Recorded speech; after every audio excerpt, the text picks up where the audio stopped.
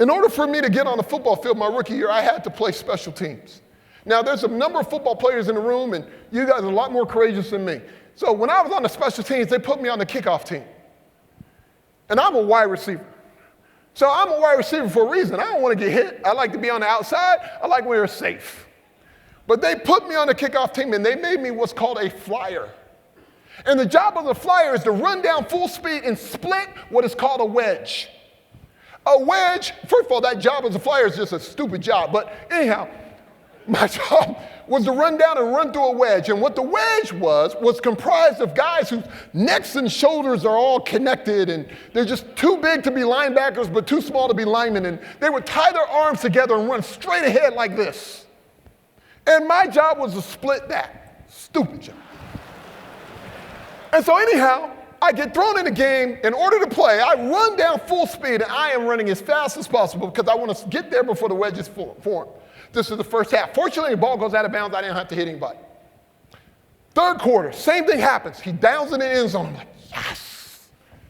But in the fourth quarter, close to the end of the game, moment of truth. Kickoff happens. I run down going full speed. The wedge comes together, and I swear all four guys are looking at me, right? And so I'm running, and right before I hit the wedge, I start asking questions, like having a negotiation with myself. And I'm like, okay, I'm kind of looking for a win-win situation. So if I make a left and come from behind, I can still make the tackle and still live. And more importantly, there's 22 people on the field. Who would know, right? I mean, have you ever worked with people who act real busy but really ain't doing anything? That was me. So anyhow, I come around the back. I make the tackle. I come off the sideline. I got teammates and coaches going, Eric, great tackle, saving tackle, good play. But what they didn't know at the time was that I ran around the wedge, and I ended up tackling this gentleman, not on the 20, but on the 40. They had a quarterback who was pretty good named Dan Marino. And unfortunately, he only took 3 plays to get in field goal position. They kick a field goal, we lose the game. Not only do we lose the game, unfortunately, but by that loss, we don't make the playoffs. Not only do we not make the playoffs, because we didn't make our playoffs, our head coach gets fired, our starting quarterback gets adjusted, all this stuff happens. But on Monday, what I forgot was their film review, exactly. And I walk in, and just like you guys are looking at these screens right here, our whole team is looking at the screen.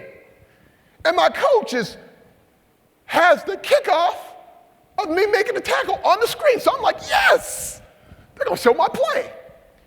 And they show my play, but right before I make a left, the coach pauses and he says, I want the whole team to see this. We got one man who's decided to do his own thing. He runs around the wedge. Now, first of all, it's physically impossible to do what he did. He ran full speed and turned at a 90-degree angle. Only fear can make that happen. But not only that, he avoids the. I want you to look at the other 10 guys. 18? I said, yes, sir. Even our kicker hit somebody. Our kicker. But not you. You ran around the wedge. And now we got the media ripping our coach and ripping all these players. But nobody knew it was one guy on the team who allowed his own fear to get in the way of what was necessary. I was like, this literally came out of my mouth. Well, I'm a wide receiver coach. You threw me out there. Ooh, that was bad. I thought he was going to explode. He almost did. He said, if I could cut you right now, I would. Because here's what you don't understand. How you do one thing is how you do everything. And he goes, it's not that you were just afraid and ran around the wedge. What you didn't realize is everybody else was afraid and they did their job anyways. He goes, what you don't get is fear is selfish. Don't let that point leave you. Fear is selfish. It is selfish. You ran around the wedge because you were thinking about yourself more than anything else. And I was like, oh. And in front of all my teammates and everything. And when he looked at me, he said, remember that, 18? How you do one thing is how you do everything. And I sat there, I was like, okay, whatever. Do you know how true that was? Do you know how many times I've walked down my hallway in my house and ran around the wedge? Do you know how many times I should have made a left and had the real conversation with my teenage daughter? But I kept walking straight, hoping that strategy called hope, things would just work out on their own. Give me members of my team that I need to be performance coaching who is not performing at the level they should, but instead of confronting it, I'm just hoping it takes care of itself. Why? Because I don't want to deal with it. Fear.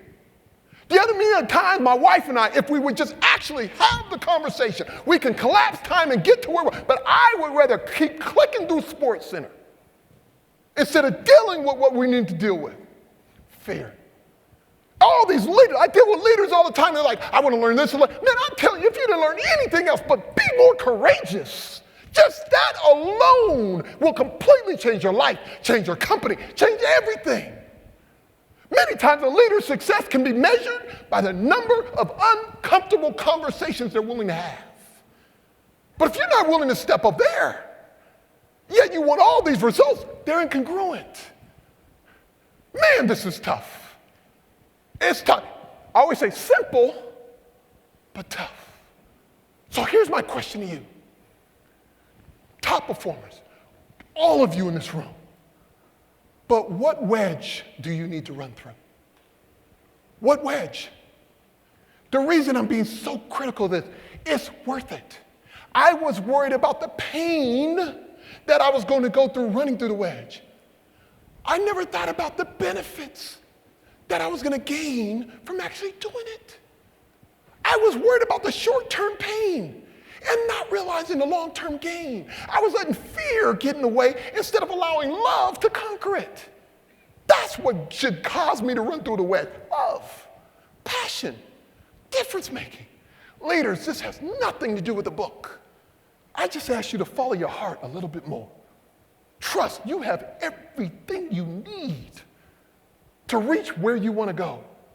But don't compartmentalize your greatness. Use it all around. I want to thank you so much. God bless every single one of you for having me. Thank you so much. Thank you, God. Thank you. Thank you. Thank you. Thank you. Thank you so much. Thank you. Thank you. Thank you. Thank you.